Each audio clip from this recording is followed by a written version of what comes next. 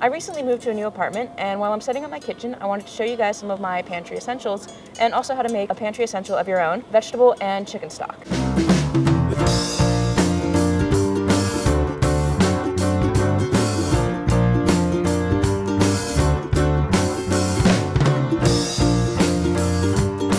This week on Working Class Foodies. So, what do I mean when I say pantry items? Yes, I mean dried pasta and canned tomatoes, but I also mean anything that you buy in a larger quantity than you're going to use for one recipe. Flour, milk, eggs, all of these are pantry essentials, and here are some of my personal favorites. Most importantly is salt. I like to keep iodized salt and sea salt for cooking, and some fancy salts for finishing. And of course, pepper. I like to keep whole peppercorns and grind them as needed. And I'm also addicted to hot peppers, so I like to keep hot peppers around whole and in flakes. Next up are my favorite herbs and spices. I recommend keeping them whole and grind them as needed.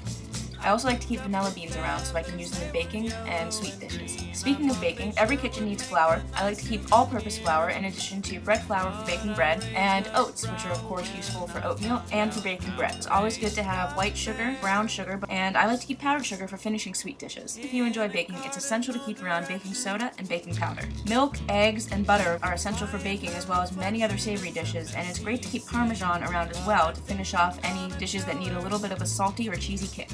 It's important to have white vinegar on hand, as it's good for both cooking and cleaning, and I like to keep balsamic and white wine vinegar for salads. Onions, leeks, shallots, and garlic are all very important to keep around for everything. I like to keep a whole bunch, as you can see.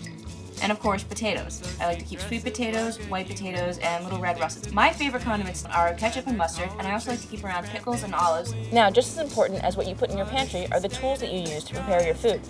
Here's some of my most essential kitchen tools. An 8 to 10 inch chef's knife, a 3-inch paring knife, a bread knife, and kitchen shears are all extremely important tools to have in the kitchen. I also like to keep a whisk, a wooden spoon, tongs, a rubber bowl scraper, and a hard spatula as well.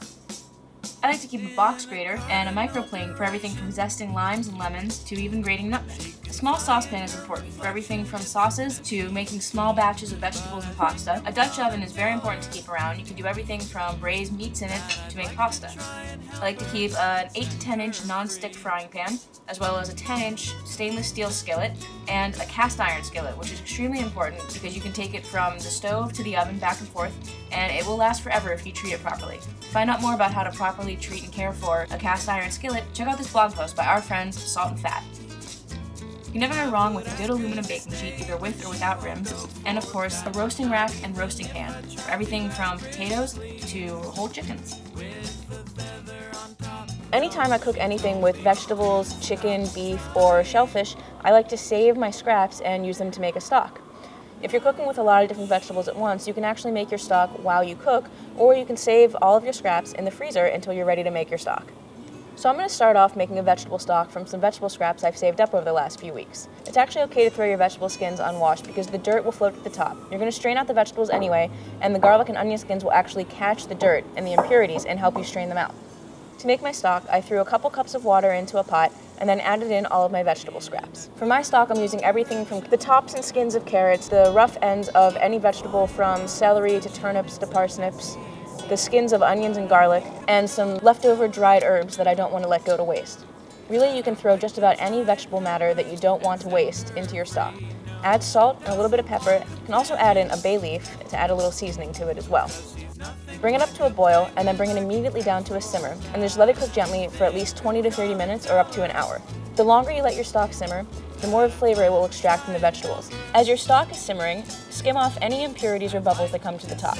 That's pretty much all you have to do to make a vegetable stock. To turn this into a chicken stock, just add in your leftover chicken part. For example, a few weeks ago when I made my simple roasted chicken, I saved the wings and the bones from the carcass, and I'm going to use them now to make a chicken stock.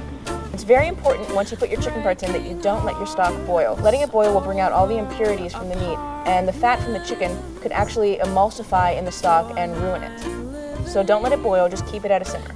After your stock is finished simmering, strain off all the vegetables, and then strain the broth itself through a cheesecloth to get off any sediment that might remain.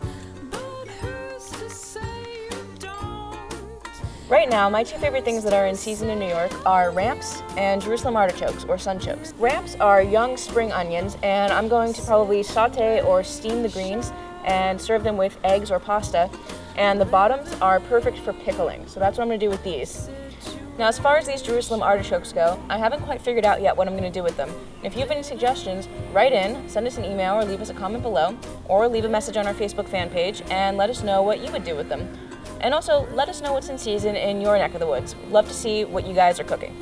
See you next week on Working Class Foodies.